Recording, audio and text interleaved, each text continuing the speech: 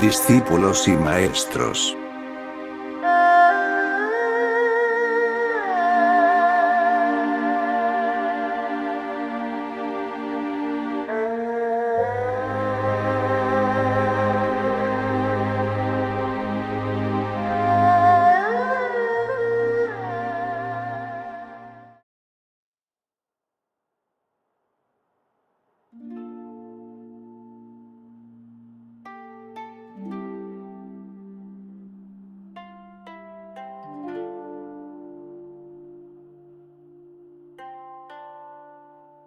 Él es uno, Él es Omkar, la verdad suprema.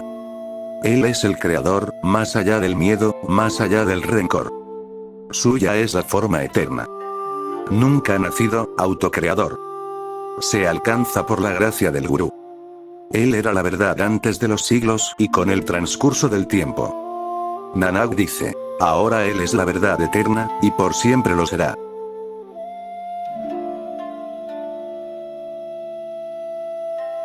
No podemos comprenderlo aunque pensemos 1.000.000 de veces. Ni aquietar la mente con el silencio, por mucho que permanezcamos sentados. Ni una montaña de pan calmará el hambre del alma. Ni 100.000 hazañas mentales lograrán la unidad con él. ¿Cómo se puede alcanzar la verdad y rasgar el velo de la falsedad? Nanak dice, mediante la sumisión al orden divino predestinado. Era una noche oscura sin luna. Las nubes estaban cargadas de lluvia debido a la temporada de monzones.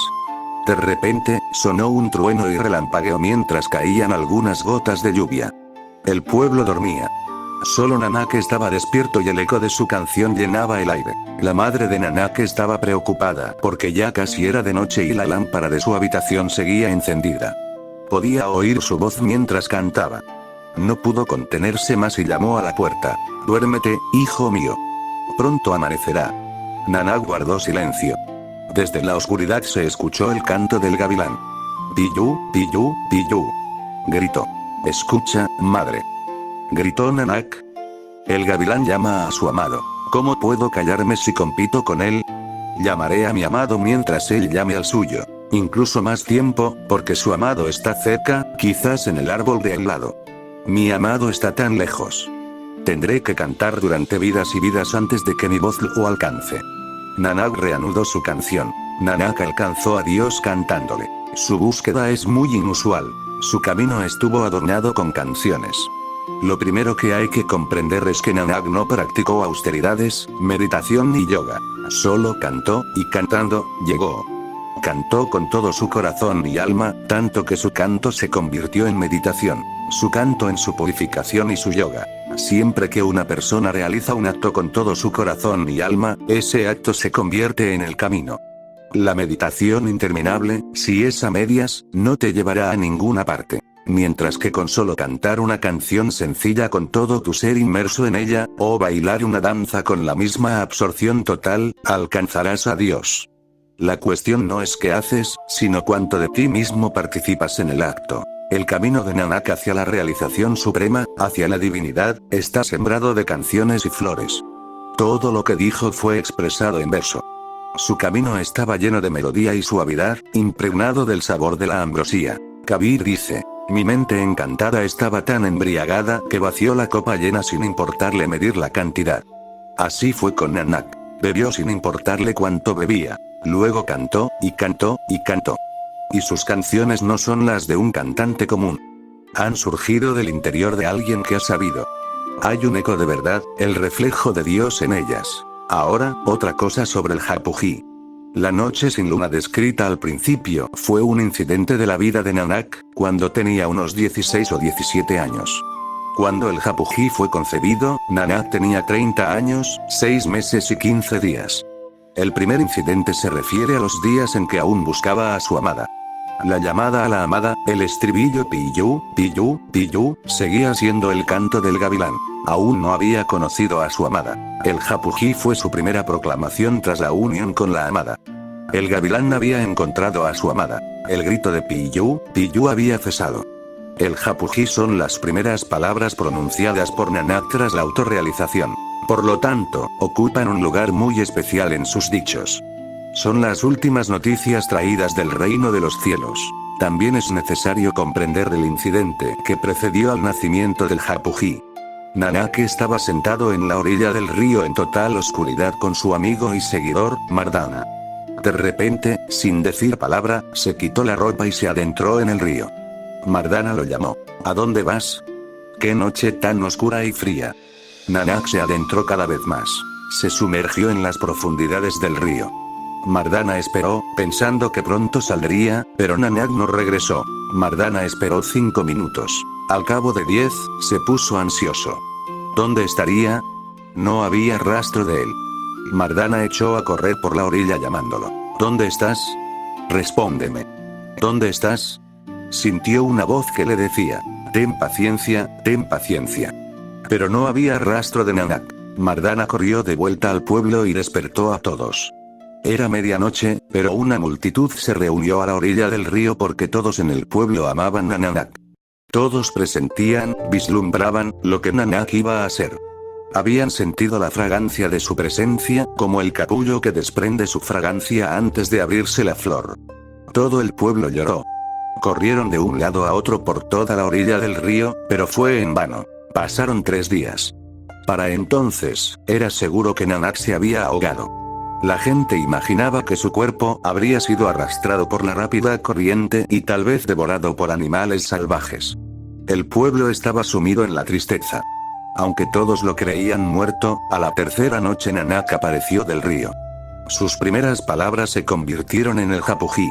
Así dice la historia, y una historia significa aquello que es verdadero y, sin embargo, falso.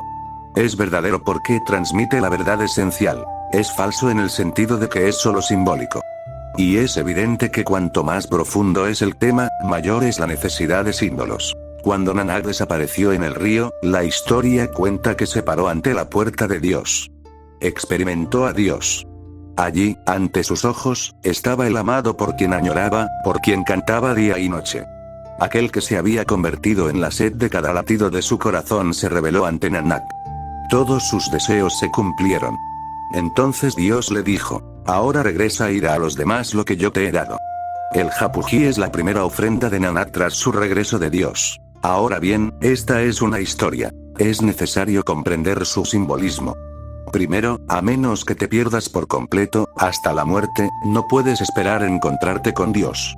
Que te pierdas en un río o en la cima de una montaña es irrelevante. Pero debes morir. Tu aniquilación se convierte en su ser. Mientras tú existas, Él no puede existir. Tú eres el obstáculo, el muro que te separa. Este es el significado simbólico de ahogarse en el río. Tú también tendrás que perderte. Tú también tendrás que ahogarte. La muerte solo se completa después de 3 días, porque el ego no se rinde fácilmente. Los 3 días en la historia de Nanak representan el tiempo que tardó su ego en disolverse por completo. Como la gente solo podía ver el ego y no el alma, creyeron que Nanak estaba muerto. Cuando una persona se convierte en Sannyasini y emprende la búsqueda de Dios, sus familiares lo comprenden y lo dan por muerto. Ya no es la misma persona. Los viejos vínculos se rompen, el pasado ya no existe y lo nuevo ha amanecido. Entre lo viejo y lo nuevo hay una gran brecha. De ahí este símbolo de los 3 días antes de la reaparición de Nanak. Quien se pierde invariablemente regresa, pero lo hace como nuevo. Quien recorre el camino, sin duda regresa. Mientras estaba en el camino, tenía sed, pero al regresar es un benefactor. Dejó a un mendigo y regresa como un rey. Quien sigue el camino lleva su cuenco de limosna. Al regresar, posee tesoros infinitos. El Hapuji es el primer regalo de Nanak al mundo. Presentarse ante Dios, alcanzar al amado, son términos puramente simbólicos y no deben tomarse literalmente. No hay ningún Dios sentado en lo alto ante quien te presentes. Pero, hablando de ello, ¿de qué otra manera podría expresarse? Cuando el ego se erradica, cuando desapareces, todo lo que está ante tus ojos es Dios mismo. Dios no es una persona. Dios es una energía inconmensurable. Estar ante esta energía sin forma significa verlo donde quiera que mires, sea lo que sea que veas. Cuando los ojos se abren, todo es Él. Solo se requiere que dejes de existir y que tus ojos se abran. El ego es como la mota en tu ojo. En cuanto la quitas, Dios se revela ante ti. Y tan pronto como Dios se manifiesta, tú también te conviertes en Dios, porque no hay nada más que Él. Nanak regresó, pero el Nanak que regresó era también Dios mismo. Entonces cada palabra pronunciada se volvió tan invaluable que no tenía precio, cada palabra igual a las palabras de los Vedas. Ahora intentemos comprender el Japuji, Ekonkar Satnam. Él es uno. Él es Omkar, la verdad suprema. Él es el creador, más allá del miedo y del rencor. Suya es la forma atemporal. Nunca nacido, autocreador. Se alcanza por la gracia del Gurú. Él es uno. Ekonkar Satnam.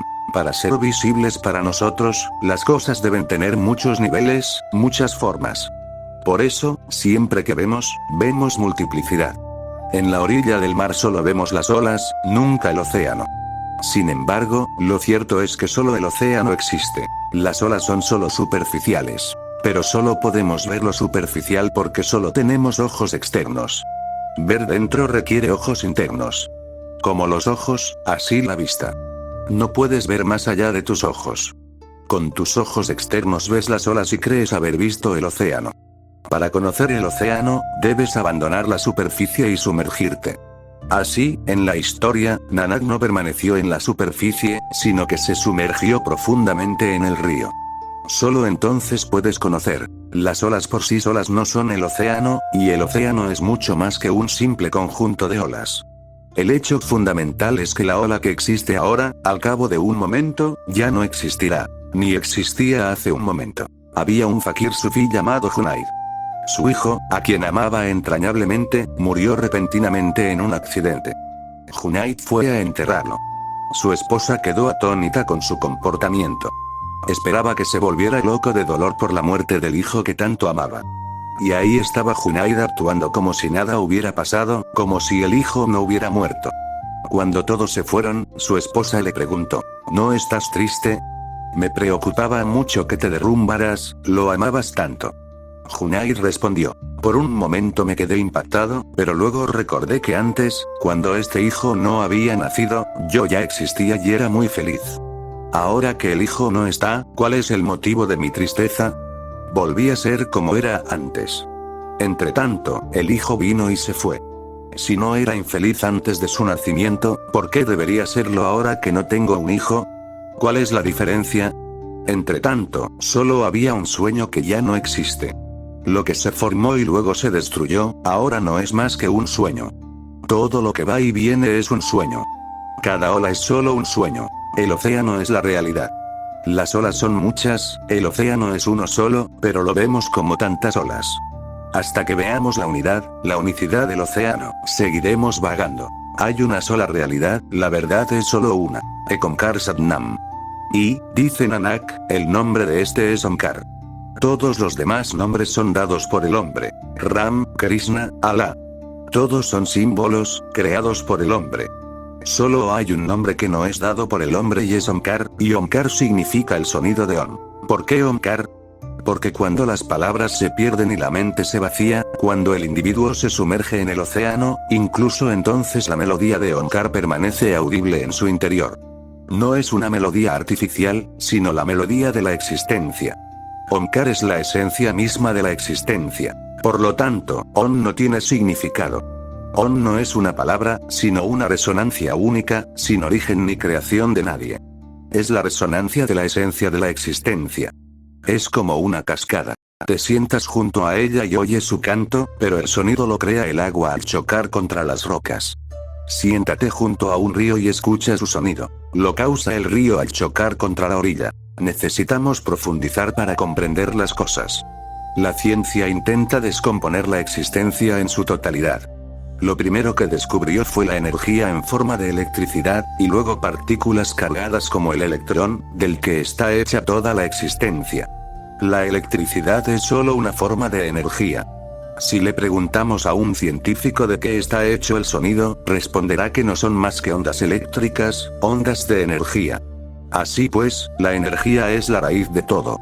Los sabios dicen lo mismo. Coinciden con los científicos, salvo por una ligera diferencia de lenguaje. Los sabios han llegado a comprender que toda la existencia se crea a partir del sonido, y el sonido es solo una expresión de energía. Existencia, sonido, energía. Todo es uno. El enfoque de la ciencia consiste en analizar y descomponer las cosas para llegar a una conclusión. El enfoque del sabio es completamente diferente. Mediante la síntesis, ha descubierto la indivisibilidad del yo. El viento se levanta creando un murmullo en las ramas del árbol, un choque del aire contra las hojas. Cuando el músico toca un acorde en un instrumento, el sonido se produce mediante un golpe.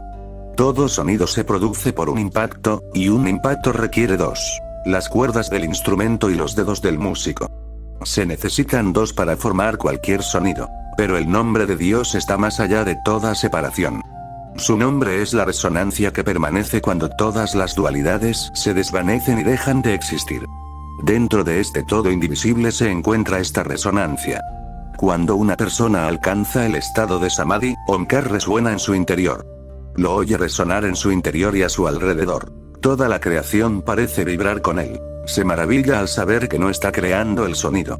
No hace nada y, sin embargo, esta resonancia proviene. ¿De dónde proviene? Entonces comprende que este sonido no se crea por ningún impacto ni fricción. Es el Anahat, el sonido sin fricción, el sonido sin impacto. Nanak dice, solo Omkar es el nombre de Dios. Nanak hace muchas referencias al nombre. Siempre que Nanak menciona su nombre es el camino o quien recuerda su nombre alcanza, se refiere a Omkar, porque Omkar es el único nombre que no le fue dado por el hombre, sino que es suyo. Ninguno de los nombres dados por el hombre puede llevarte muy lejos. Si te acercan a él, es solo por una leve sombra de Omkar en ellos. Por ejemplo, la palabra Ram. Cuando Ram se repite una y otra vez, empieza a transportarte un poco, ya que el sonido M de Ram es también la consonante de Om. Si la repites durante un tiempo prolongado, descubrirás de repente que el sonido de Ram cambia sutilmente a la resonancia de Om, porque a medida que la repetición empieza a aquietar la mente, Omkar se entromete y penetra en Ram. Ram se desvanece gradualmente y Om toma la iniciativa. Es la experiencia de todos los sabios. Sin importar con qué nombre comenzaron su viaje, al final siempre es Om. En cuanto empiezas a aquietarte, Om entra. Om siempre está ahí esperando. Solo requiere que te tranquilices. Dice Nanak, un Omkar Satnam. Es necesario comprender la palabra Sat. En sánscrito existen dos palabras. Sat significa ser, existencia, y Satya significa verdad, validez. Existe una gran diferencia entre ambas, aunque ambas comparten la misma raíz original. Veamos la diferencia entre ellas. Satya es la búsqueda del filósofo. Busca la verdad. ¿Qué es la verdad? Reside en la regla según la cual 2 más 2 siempre es igual a 4, y nunca 5 ni 3. Así que Satya es una fórmula matemática, un cálculo artificial, pero no es Sat. Es la verdad lógica, pero no la realidad existencial. Sueñas por la noche. Los sueños existen. Son Sat, la realidad, pero no Satya, la verdad. Los sueños son, de lo contrario, ¿cómo los verías? Su ser está ahí, pero no puedes decir que son verdaderos, porque a la mañana descubres que se han evaporado en la nada. Así que hay sucesos en la vida que son verdaderos, pero no existenciales. Luego hay otros sucesos que existen, pero no son lógicamente verdaderos. Toda matemática es verdadera, pero no existencial. Es Satya, pero no Sat. Los sueños son existenciales, pero no son verdaderos. Dios es ambas cosas. Es Sat y Satya, existencia y verdad. Siendo ambas, no se le puede alcanzar plenamente ni mediante la ciencia, que indaga en la verdad, ni mediante las artes, que exploran la existencia. Ambas son incompletas en su búsqueda, porque se dirigen solo a una mitad de él. La búsqueda de la religión es completamente diferente a todas las demás. Combina Sat y Satya. Busca aquello que es más auténtico y verdadero que cualquier fórmula matemática.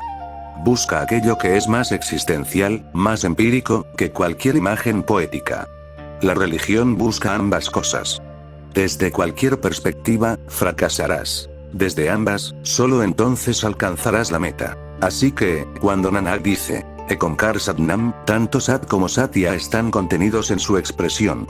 El nombre de esa existencia suprema es tan verdadero como una fórmula matemática y tan real como cualquier obra de arte. Es tan hermoso como un sueño y tan preciso como una fórmula científica. Contiene las emociones del corazón y el conocimiento y la experiencia de la mente. Donde la mente y el corazón se encuentran, nace la religión. Si la mente domina al corazón, nace la ciencia. Si el corazón domina a la cabeza, se accede al reino del arte. Poesía, música, canción, pintura, escultura. Pero si la cabeza y el corazón se unen, se entra en el Omkar. Una persona religiosa se sitúa por encima del gran científico. Menosprecia al gran artista, porque su búsqueda contiene lo esencial de ambos. La ciencia y el arte son dualidades. La religión es la síntesis. Nanak dice, Ek Omkar Satnam. Él es uno. Él es Omkar, la verdad suprema. Él es el creador. Tomarlas literalmente limita la comprensión de las palabras de Nanak.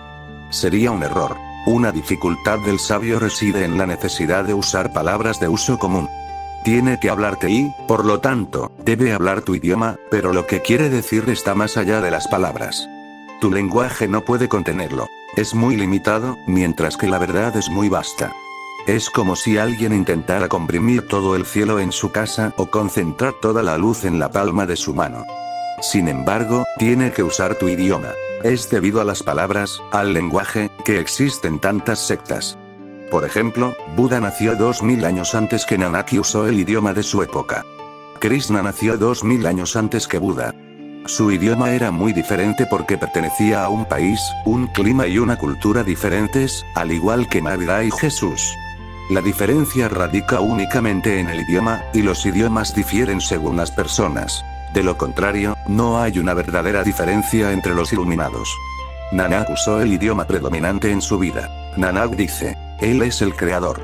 Pero de inmediato surge la idea. Si Él es el creador y nosotros somos lo creado, eso establece una diferencia entre ambos. Sin embargo, Nanak negó la dualidad desde el principio, afirmando que Dios es uno. Es el lenguaje el responsable de todos los obstáculos, y estos aumentarán a medida que profundicemos en las palabras de Nanak. Las primeras palabras pronunciadas por Nanak después del Samadhi fueron, Ek Omkar Satnam. Ahora bien, el hecho es que toda la religión Sikh se resume en esas tres palabras. Todo lo demás es simplemente un esfuerzo para enseñarte, para ayudarte a comprender. El mensaje de Nanak estaba completo en estas tres palabras. Como la gente común no podía comprenderlo directamente, hubo que esforzarse por ampliarlo. Se dan explicaciones debido a tu incapacidad de comprensión. De lo contrario, Nanak habría dicho todo lo que quería transmitir. Ek Omkar Satnam. El mantra estaba completo. Pero para ti aún no tiene significado. Estas tres palabras por sí solas no pueden resolverte el misterio. Entonces, debes usar el lenguaje. Dios es el creador. Pero comprende que no está separado de su creación. Está absorto y es uno con todo lo que ha creado. Por eso Nanak nunca separó al sannyasin del dueño de casa. Si el creador estuviera separado de su creación, abandonarías todas las actividades mundanas para buscarlo, abandonando la tienda, la oficina, el mercado. Nanak no abandonó sus deberes mundanos hasta el final. Apenas regresaba de sus viajes, iba a trabajar en el campo. Toda su vida araba los campos. Llamó a la aldea donde se estableció Kartarpur, que significa la aldea del creador. Dios es el creador, pero no pienses que está separado de su creación. Cuando el hombre esculpe un ídolo y este queda terminado, el escultor y la escultura ya no son uno, están separados. Y la escultura permanecerá mucho después de la muerte del escultor. Si la imagen se fractura, el escultor no se rompe también, porque ambos están separados. Pero no existe tal distancia entre Dios y su creación. ¿Qué tipo de relación existe entre Dios y su creación? Es como un bailarín con su danza.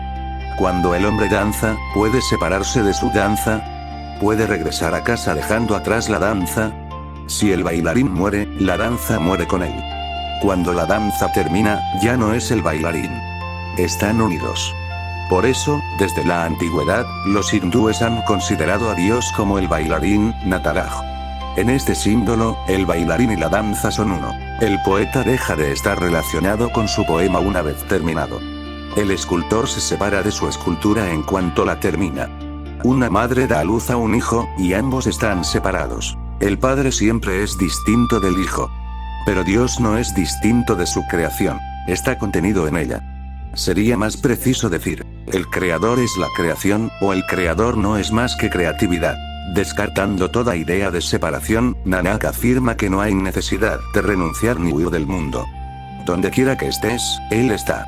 Nanak ha dado origen a una religión única en la que el cabeza de familia y el sannyasin son uno. Solo él tiene derecho a llamarse Sikh, quien, siendo cabeza de familia, es, sin embargo, un sannyasin. Quien, siendo un sannyasin, sigue siendo un cabeza de familia. No puedes convertirte en Sikh simplemente por dejarte crecer el pelo o usar turbante. Es difícil ser Sikh. Es fácil ser cabeza de familia o sannyasin, pero para ser Sikh hay que ser ambas cosas.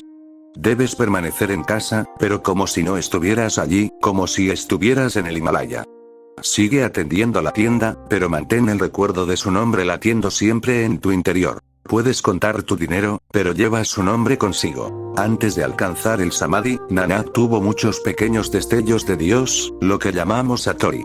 El primero ocurrió cuando Nanak trabajaba en una tienda de cereales, donde pesaba trigo y otros granos para los clientes. Un día, mientras medía 1, 2, 3, llegó al número 13. Ahora, el número 13 es Tera en Punjabi. Tera también significa tuyo. Cuando Nanak llegó a 13, Tera perdió toda conciencia del mundo exterior porque recordó a su amado Señor. Llenaba una medida y repetía Tera, tuyo, tú. La llenaba una y otra vez, Tera, como si todos los números terminaran en Tera. Tera se convirtió en su mantra. Había llegado a su destino. Todo terminaba en Tera para Nanak.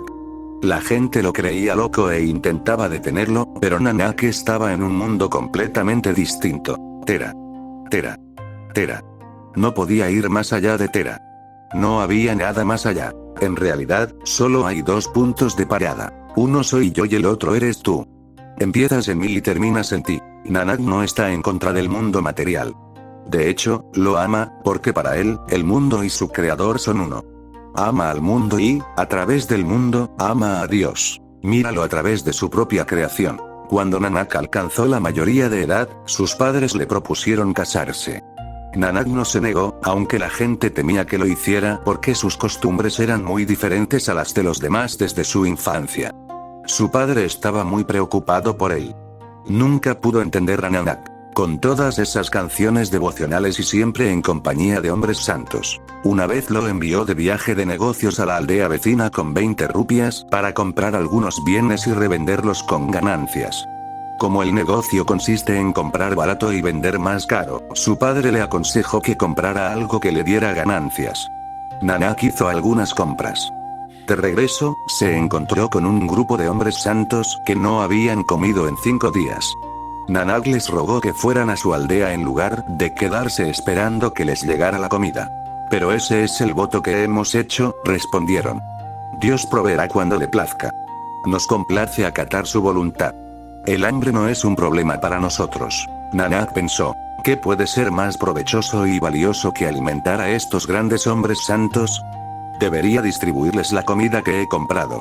¿Acaso mi padre no me dijo que hiciera algo provechoso y valioso? Entonces les dio a los sadhus todo lo que había traído del pueblo, aunque su compañero, Bala, intentó detenerlo y le dijo, ¿estás loco por hacer eso? Nanak insistió. Estoy haciendo algo que vale la pena, como deseaba mi padre, y regresó a casa muy satisfecho de sí mismo. Sus costumbres eran extrañas y su padre estaba muy enojado. ¡Qué tonto eres! ¿Así es como te beneficias? Me arruinarás. Nanak respondió. ¿Qué podría ser más rentable que esto? Pero nadie más veía el beneficio, y mucho menos Kale Mehta, el padre de Nanak. No veía ningún beneficio en este acto. Estaba seguro de que el niño se había extraviado en compañía de estos hombres santos y había perdido el juicio. Esperaba que el matrimonio lo hiciera más razonable. La gente suele pensar que, dado que el sannyasin renuncia a las mujeres y se escapa, la forma de mantener a un hombre en el mundo es atarlo a una mujer. Este truco no funcionó con él porque Nanak no se oponía a nada. Cuando su padre le dijo que se casara, Nanak aceptó de inmediato. Se casó y tuvo hijos, pero esto no cambió su forma de ser en absoluto. No había forma de corromper a este hombre, pues no veía la diferencia entre Dios y el mundo. ¿Cómo puede una persona así ser corrompida? Si un hombre deja riquezas para convertirse en sannyasin, puedes tentarlo simplemente dándole riquezas. Si otro ha dejado esposa, dale una mujer y enseguida caerá. Pero ¿cómo puedes corromper a un hombre que no ha dejado nada? No hay forma de provocar su caída. Nanak no puede ser corrompido. Mi visión del Sanyasin es similar a la de Nanak, porque es un Sanyasin formidable, incorrupto.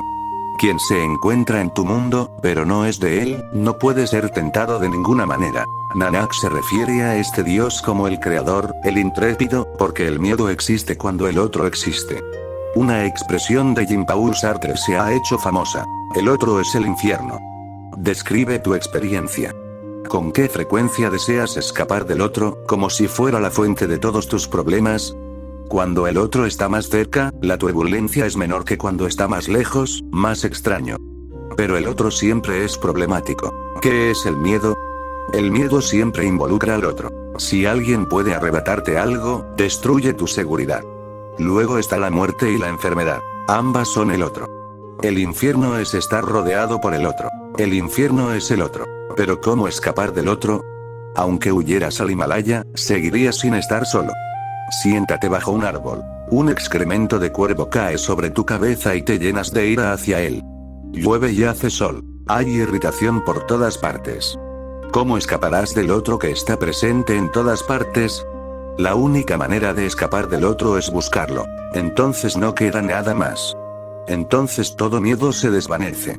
No hay muerte ni enfermedad. No hay inconvenientes, porque no hay otro. Finalmente estás solo. El miedo persiste mientras el otro siga siendo el otro para ti. Ekonkar Satnam. Una vez que este mantra haya penetrado en tu ser, ¿dónde está el miedo? Dios no tiene miedo. ¿A quién debería temer? Él es el único, no hay nadie más que él. Él es el creador, más allá del miedo, más allá del rencor. Suya es la forma atemporal. Nunca ha nacido. Comprende que el tiempo significa cambio. Si nada cambia, no serás consciente del tiempo.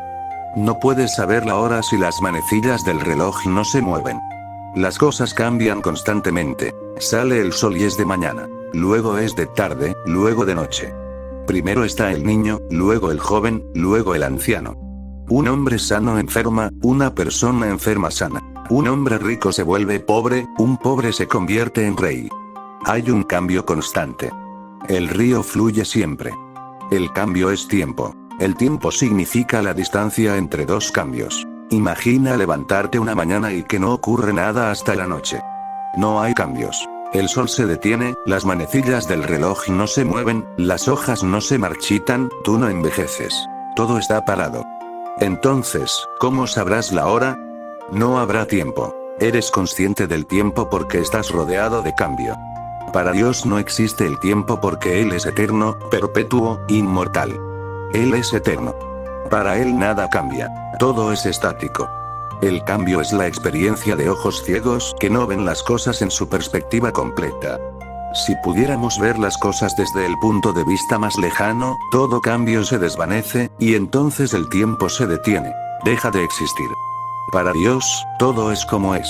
Nada cambia, todo es estático. Suya es la forma atemporal.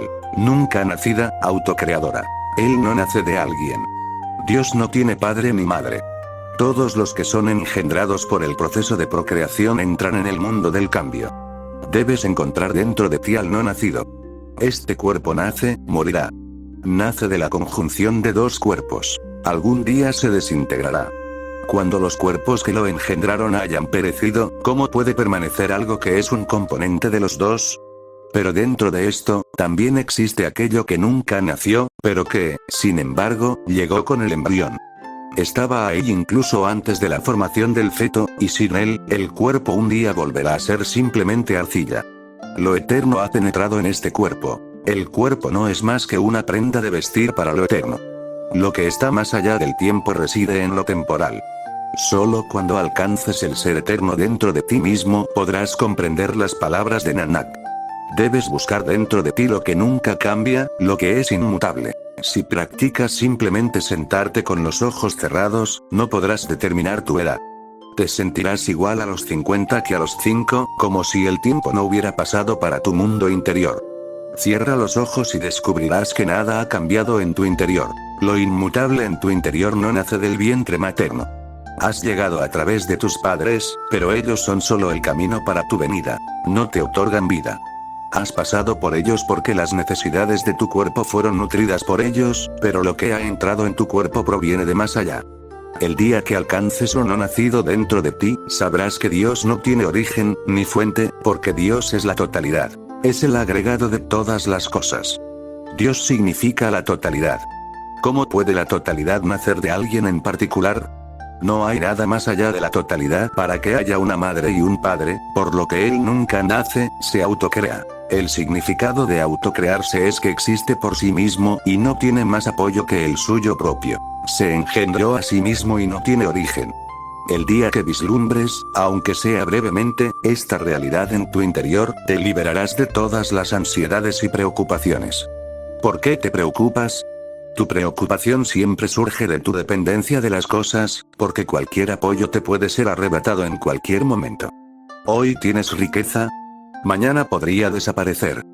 ¿Qué harás entonces si consideras que eres rico gracias a tu riqueza, no por ti mismo? Un sannyasin es rico por derecho propio. Es rico por sí mismo, así que no puedes robarle sus riquezas. ¿Qué le robarías a Buda ni a Nanak? No puedes empobrecerlos quitándoles nada. No puedes aumentar ni disminuir su riqueza. Todo lo que Nanak es proviene de ser uno con el apoyo supremo. No tienes nada en qué apoyarte. El Ser Supremo no es una entidad separada. Dios no tiene apoyo.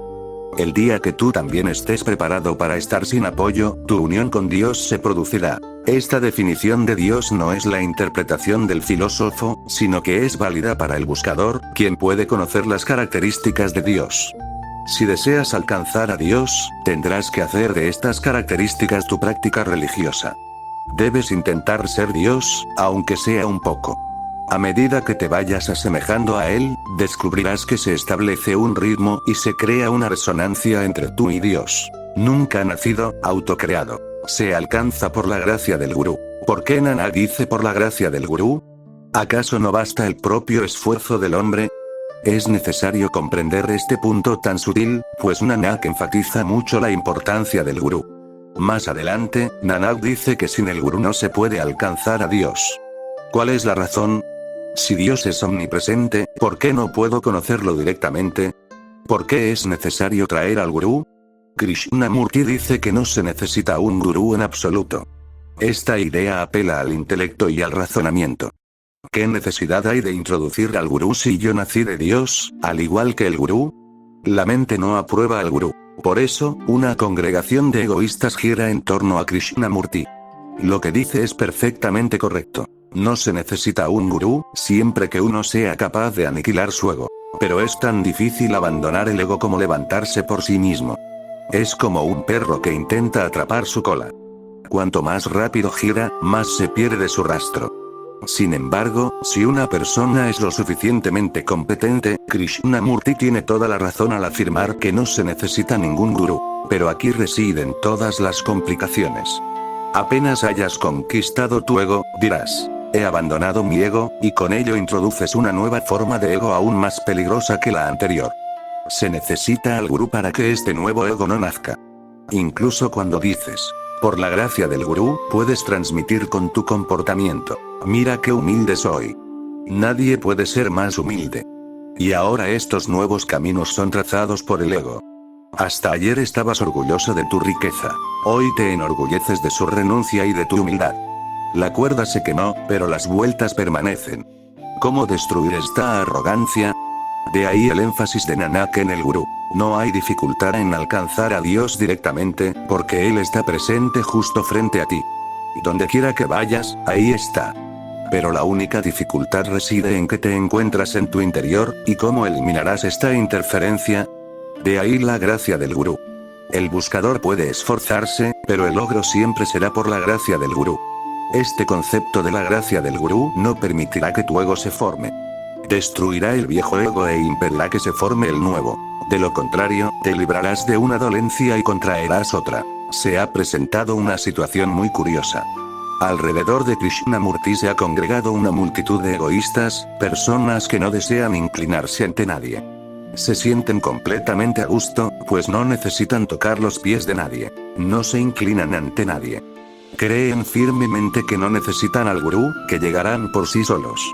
Y ahí reside la dificultad. Si hubiera habido una persona como Nanak o Ramakrishna cerca de Krishnamurti, su mensaje habría sido efectivo, pero quienes lo rodeaban eran precisamente aquellos que no podían abandonar su ego, los que necesitaban con más urgencia un gurú. Esta es la ironía suprema. Todos los que rodeaban a Krishnamurti necesitaban un gurú. Quienes rodeaban a Nanak eran personas que podrían haber prescindido de un gurú. Ahora bien, podrías decir que todo esto es un enigma, pero es un hecho que quienes rodeaban a Nanak habrían llegado incluso sin un gurú, porque eran personas dispuestas y ansiosas de aceptar el don del gurú. Estaban dispuestas a renunciar a sí mismas. El logro se alcanza sin el gurú, pero la idea del gurú es eficaz para destruir el ego, de modo que no te llenes de arrogancia por cualquier logro. De lo contrario, te jactarás. Puedo estar de cabeza durante 3 horas y medito todas las mañanas. La esposa de un caballero Sikh se quejó una vez conmigo. La situación se está descontrolando. Mi esposo viene a verte, así que, por favor, avísale. ¿Qué pasa? Pregunté. Se levanta a las 2 de la mañana y empieza a recitar el Japuji. Al resto de la familia le resulta imposible dormir. Si me quejo, nos dice que todos deberíamos levantarnos y recitar también. ¿Qué debemos hacer? Llamé a mi marido. ¿Cuándo recitas el Japuji? Le pregunté. Todas las mañanas temprano, alrededor de las 2, respondió con orgullo. Eso está resultando una verdadera molestia para los demás, dije. Es culpa suya, dijo. Son perezosos e indolentes. Deberían levantarse todos a esa hora. Además, les estoy haciendo un favor recitando en voz alta para que las santas palabras lleguen no solo a la familia, sino también al vecino. Tómatelo con más calma, le aconsejé. Puedes levantarte a las 4 en el futuro. Hay que bajar a esa persona poco a poco, o de lo contrario es imposible bajarla. Jamás. Respondió. Nunca esperé oír esas palabras de ti. ¿Acaso quieres robarme mi religión? No podía creer lo que oía. Esta era su arrogancia. Que nadie podía recitar el Japuji como él. Este solo es su obstáculo. Puedes repetir el Japuji toda la vida, pero la verdadera necesidad es destruir tu arrogancia. Por eso, Nanak dice una y otra vez. Nada se puede lograr con lo que hagas, a menos que erradiques tu propio yo. Este concepto del gurú es un recurso alquímico inestimable para aniquilar el ego, porque hagas lo que hagas, simplemente di. Es toda la gracia del gurú. La dificultad reside en el yo. Si puedes erradicar tu yo sin ayuda, no necesitas un gurú. Pero hay uno entre 1.000.000 que puede hacerlo. Él es la excepción, para quien no necesitamos establecer reglas ni normas. A veces ocurre que alguien abandona su ego sin la ayuda de un gurú, pero requiere una comprensión profunda que tú no posees. Esta comprensión debe ser tan profunda que puedas ordenar a tu ego que se presente ante tus ojos, y con solo mirarlo, el ego debe desaparecer. Tus ojos deben ser como los de Shiva, con cuya sola mirada el dios del amor se convirtió en cenizas. Debes tener esa consciencia. Un Buda, un Krishnamurti, examina el ego con tal intensidad que éste se desvanece en la nada. Ningún otro sentimiento surge entonces en su lugar. Y ni siquiera son conscientes de haber hecho algo. Simplemente sucede. Pero tú no eres ellos. Hagas lo que hagas, una voz interior repite constantemente. He hecho esto, he hecho aquello. Si cantas himnos, eres consciente de que los estás cantando. Si meditas, el sentimiento interior es. Estoy meditando.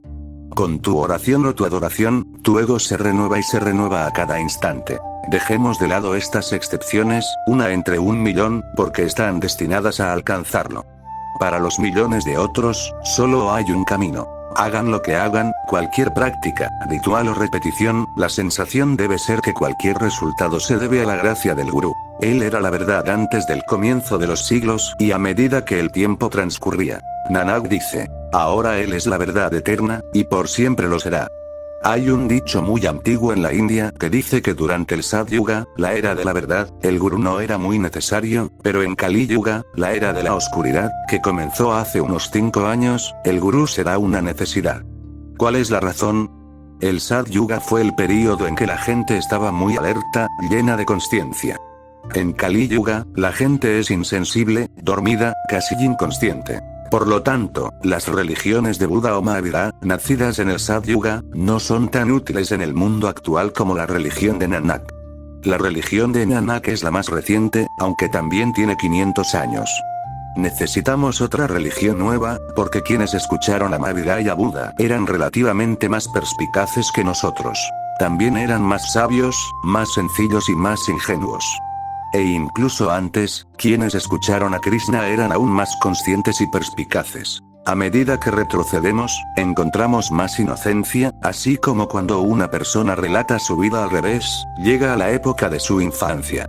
En la infancia, es simple e inocente. En la juventud, comienza a complicarse. Es difícil conquistar a un anciano lleno de sabiduría. No sabe nada y, sin embargo, cree saberlo todo. La vida lo ha sacudido. A través de su sufrimiento, se siente muy experimentado. Ha acumulado basura y cree haber coleccionado diamantes. El niño es sencillo, inocente. Es el símbolo de Satyuga. El anciano es sumamente complejo, y su insensibilidad aumenta día a día a medida que la muerte se acerca. Es el símbolo de Kali Yuga. La conciencia del niño es muy fresca porque la fuente de la vida está muy cerca de él. Es como una ola recién emanada de Dios. El anciano está sucio, agobiado por el polvo, y a punto de volver a caer en Dios. El niño es un brote fresco. El anciano es una flor marchita cuyo aliento vital está a punto de extinguirse. Kali Yuga significa ese período donde el fin se acerca. La vida ya es vieja. En Kali Yuga no puedes, bajo ninguna circunstancia, prescindir del gurú porque estarás constantemente lleno de ego. Cuando cada pequeña cosa que haces te llena de ego, ¿cómo no te llenarás de arrogancia al realizar tu práctica espiritual? Si construyes una casa pequeña y te enorgulleces de ella, llena tu cofre del tesoro y tu vanidad no tendrá límites. Y cuando comiences la búsqueda del tesoro supremo, tu autoimportancia y vanidad serán insondables. Observa la mirada despectiva del hombre que va al templo o a la mezquita hacia quienes no lo hacen. Sus ojos te dicen: pecadores, se pudrirán y arderán en el infierno. Mírenme. Rezo todos los días y estoy a salvo. Recita: Ram, Ram. Y cree que las puertas del cielo están abiertas para él y que todos los demás irán al infierno. Cuanto mayor sea tu insensibilidad, cuanto más somnoliento estés, mayor será tu necesidad de un gurú. Entiéndelo. Si duermes profundamente, ¿cómo podrás despertar? Alguien tendrá que sacudirte. Aún así, lo más probable es que te des la vuelta y te vuelvas a dormir. Él era la verdad antes del comienzo de los siglos y a medida que el tiempo transcurría. Nanak dice: ahora Él es la verdad eterna, y por siempre lo será. Esta es la definición de Satya, verdad, y Asatya, falsedad. Asatya es aquello que nunca fue, que ahora es, pero que de nuevo se desvanecerá en la nada. Significa aquello que es inexistente en ambos extremos y solo existe en el medio. Tomemos como ejemplo los sueños. Durante la noche, mientras dormías, existían. Por la mañana, al despertar, el sueño se pierde y entonces dices que los sueños son falsos. En el pasado, tu cuerpo no existía, y un día dejará de existir. Por lo tanto, el cuerpo es una falsedad. La ira surge. Un momento antes no estaba, y después de un tiempo volverá a desaparecer. La ira es como un sueño porque no es verdad. Solo es verdad lo que es eterno. Si tan solo logras captar este pensamiento y permites que te penetre profundamente, tu vida experimentará una transformación. No te dejes llevar por lo inmutable. Busca solo lo inmutable e inamovible. Aquel en tu interior que nunca cambia, búscalo solo en él. Todos los cambios ocurren a su alrededor, como el eje de la rueda. Nunca se mueve, pero la rueda gira a su alrededor, y por eso. Si retiras el eje, la rueda se derrumba. Todos los cambios ocurren en torno a lo eterno. El eje del alma es estático, mientras que la rueda del cuerpo gira a su alrededor. Tan pronto como el eje se desintegra, la rueda se desmorona. Nanak dice que solo Dios es la verdad, ese único, porque Él existía más allá de todo principio de las cosas. Él todavía existe. Siempre existirá. Él es para siempre. Todo lo demás es un sueño. Deja que estas palabras penetren profundamente en ti. Cuando la ira, el odio o la codicia te asalten, repite estas palabras. Deja que te recuerden lo real, lo verdadero. Recuerda, lo que antes no era, pero ahora sí, solo puede ser un sueño y se desvanecerá. No hay necesidad de involucrarse demasiado, sino de mantener la actitud del testigo. Gradualmente, todo lo inútil se alejará de ti por sí solo, porque tu conexión con ello se ha roto. Y lo útil, lo significativo, comenzará a arraigarse en tu interior. Lo eterno ha comenzado a surgir, el mundo ha comenzado a desvanecerse. No podemos comprenderlo aunque pensemos 1.000.000 de veces. Ahora aquieta la mente con el silencio, por mucho que permanezcamos sentados. Ahora una montaña de pan apacigua el hambre del alma. Ni 100.000 proezas mentales logran la unidad con él. ¿Cómo se puede alcanzar la verdad y rasgar el velo de la falsedad? Nanak dice, mediante la sumisión al orden divino predestinado. Este es un sutra muy valioso. Es la quinta esencia de las enseñanzas de Nanak. Con todo nuestro pensamiento, no podemos pensar en Dios. Pensamos 1.000.000 de veces, pero no podemos pensar en Él. Nadie lo ha alcanzado jamás mediante el pensamiento. De hecho, lo hemos perdido por pensar excesivamente. Cuanto más pensamos, más nos perdemos en nuestros pensamientos. Dios no es un concepto, ni un pensamiento. No es la solución de una discusión, ni el resultado de la mente. Dios es verdad. Pensar no importa. Tienes que ver. Pensando solo divagarás.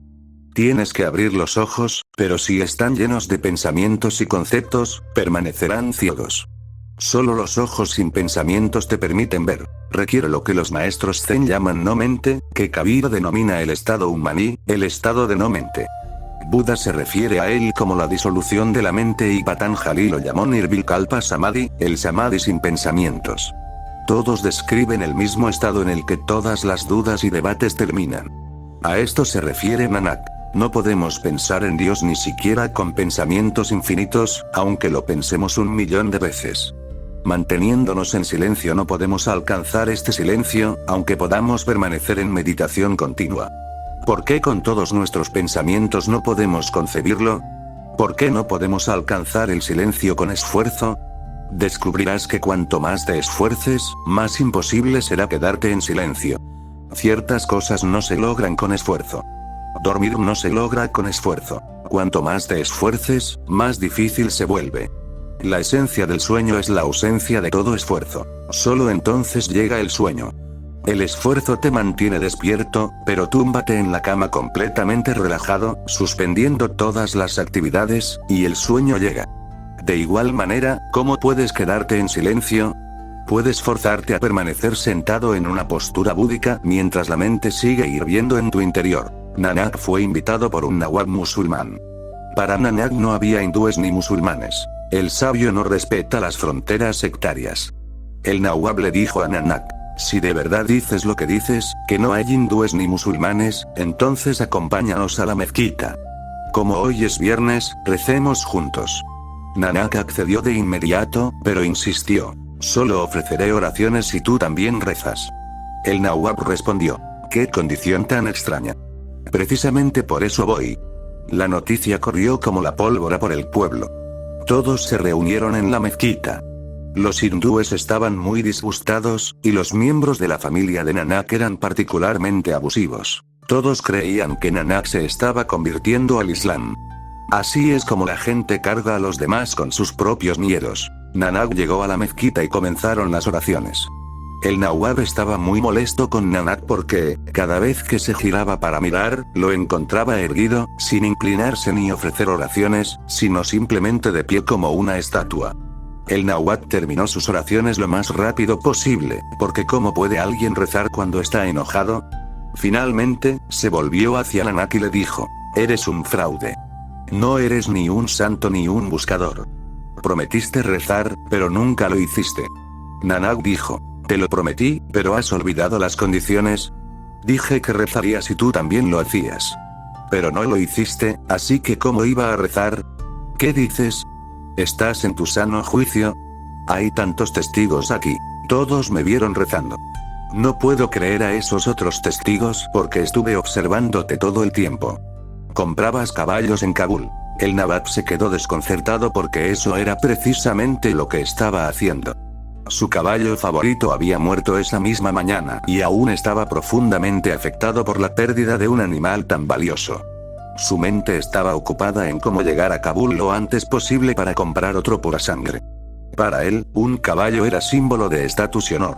Y el sacerdote que dirigía las oraciones, continuó Nanak, estaba ocupado recogiendo la cosecha en sus campos. El sacerdote admitió estar preocupado por su cosecha, que estaba lista para ser recogida. Ahora, por favor, dime, ¿ofreciste tus oraciones para que yo pudiera ofrecer las mías? Te obligas a orar, a adorar, a meditar. Todo carece de sentido. Al adoptar ciertas posturas, no puedes obligar a la mente a seguirlas. La cacofonía mental continúa, y de hecho se vuelve más fuerte e intensa. Cuando el cuerpo realizaba alguna actividad, la energía se dividía. Ahora, cuando el cuerpo permanece completamente inactivo, toda la energía fluye hacia la mente y los pensamientos giran a una velocidad aún mayor. Por eso, cuando la gente se sienta a meditar, la mente se vuelve cada vez más activa, una verdadera avalancha de pensamientos que se agolpan uno sobre otro. Te sientas a rezar, pero el mercado aún te atenaza. Vas al templo y tocas las campanas, pero la mente se dispersa. Normalmente, la mente no es tan inquieta. Vas a ver una película y la mente se aquieta y sientes paz, pero en cuanto entras en el templo, la mezquita o la iglesia, se vuelve más inquieta. ¿Cuál es la razón? El cine está ligado a tus deseos. En el cine, se saca a la luz todo lo que te llena, toda la basura, toda la basura. Toca una fibra sensible en tu interior. En el templo, lo que oyes no te toca nada, y de ahí la confusión. Nanak dice que imponiendo el silencio no se gana nada, porque no se puede alcanzar ese silencio. Incluso si se permanece en meditación constante, nada sucederá. El hambre no se puede saciar ni con una montaña de pan, porque no es un hambre que se pueda saciar con pan. El hambre de meditación, el hambre de Dios, no es un hambre común. Nada en el mundo puede saciarla. Esta sed es única. Solo puede saciarse si Dios mismo desciende sobre el buscador. ¿Cómo podemos ser auténticos, veraces? ¿Cómo se puede romper el velo de la falsedad? La respuesta, dice Nanak, es obedecer a Dios cuando lo ordena, según su voluntad. Todo debe quedar en sus manos. Todo debe dejarse a su voluntad, a su designio, y solo eso ayudará. ¿Cómo se puede alcanzar la verdad y rasgar el velo de la falsedad? Nanak dice, mediante la sumisión al orden divino preestablecido. Nada sucederá por tus acciones. Hagas lo que hagas, será obra tuya. Incluso cuando digas una verdad, al surgir de tu falsa personalidad, será una falsedad. ¿De dónde puedes decir la verdad cuando eres completamente falso? Nanak fue invitado por Lalu, un carpintero pobre. El rico terrateniente del pueblo estaba celebrando un sacrificio religioso al que había invitado a todo el pueblo. Envió una invitación especial a Nanak. Al no aparecer, el propio terrateniente fue a buscarlo. Dijo, ¿cómo puedes negarte a venir a mi mansión y disfrutar de semejante festín? Todo está hecho con los mejores y más puros ingredientes, y es preparado especialmente por brahmanes que se han bañado y realizado sus rituales.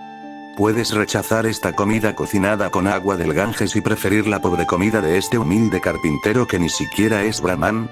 Nanak dijo, si insistes, iré contigo, pero le pidió a Lalu que lo siguiera y le trajera su comida. Se dice, y esta es una historia simbólica, que Nanak tomó el pan seco de Lalu y lo exprimió.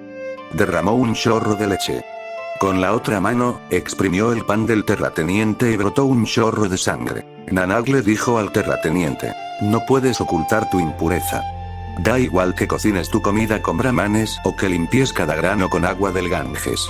Toda tu vida es una larga historia de explotación, engaño, robo y mentiras. Hay sangre escondida en cada bocado de tu pan. Que saliera sangre del pan o no es irrelevante, pero la historia trata de la verdad. Solo si eres sincero en tu ser, puedes serlo. De lo contrario, ¿quién puede remediarlo? Nanak dice que nada sucederá por tus acciones. Eres deshonesto, así que la deshonestidad también se infiltrará en tu verdad. Tus verdades, de alguna manera, se verán al servicio de tu deshonestidad, de tal manera que perjudicarán a otros. Buscarás verdades que traspasarán el corazón de otra persona. Antes dañabas al mundo con tus mentiras, ahora lo dañas con tus verdades. Todo lo que hagas estará mal si te equivocas. ¿Cuál es la cura? Nanak dice que el único remedio es dejarlo todo en manos de Dios. Hágase su voluntad.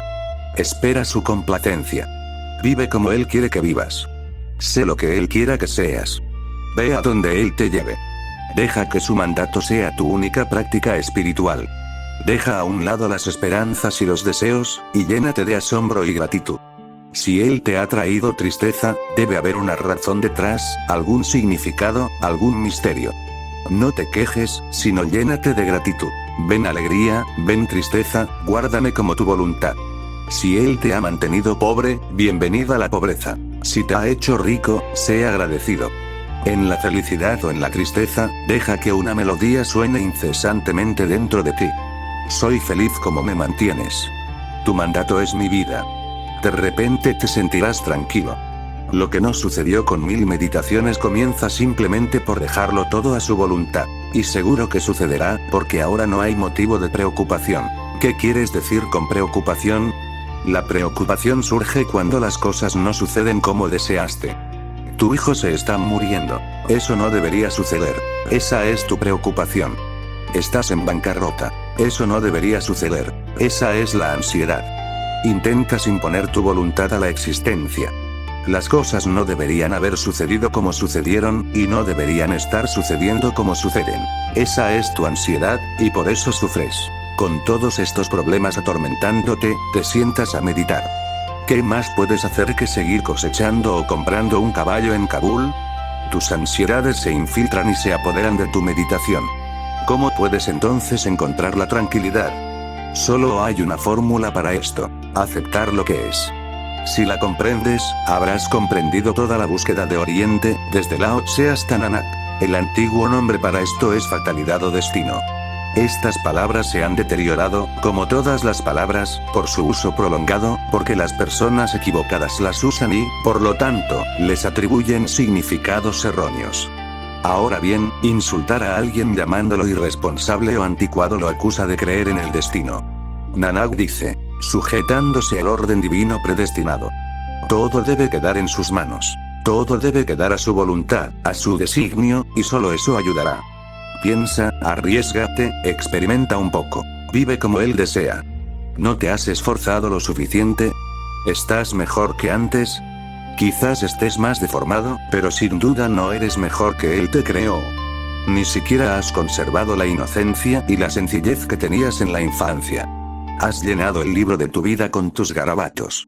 Está corrompido, profanado, ¿y qué has ganado además del sufrimiento, el dolor, la tensión y el remordimiento?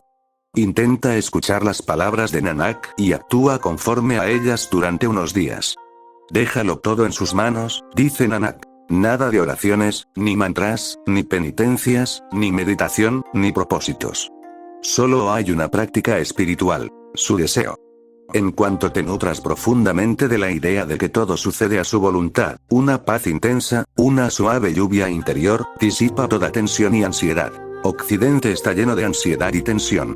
Es mucho más frecuente que en Oriente, a pesar de su atraso, sus pobres y sus enfermos. No hay suficiente para comer ni para cubrirse, ni siquiera un techo para todos. Occidente lo tiene todo, y sin embargo, está lleno de tanta tensión y ansiedad que muchas personas están al borde del colapso o necesitan tranquilizantes. ¿Cuál es la razón? Es evidente. Occidente ha intentado imponer su voluntad a la existencia. Occidente ha intentado salirse con la suya. El hombre occidental solo tiene fe en sí mismo. Haremos todo por nosotros mismos. Dios no existe. Y ha hecho mucho, pero el ser humano que lleva dentro está casi perdido, pues se está volviendo esquizofrénico. Ha obrado maravillas en el exterior, pero en su interior todo se ha vuelto enfermo y enfermo. Si este verso te penetra, no queda nada por hacer. Simplemente deja que las cosas sucedan solas. No nades, flota. No luches contra el río, porque no es tu enemigo, sino tu amigo. Flota. Al luchar, creas enemistad. Cuando nadas contra la corriente, el río se te opone.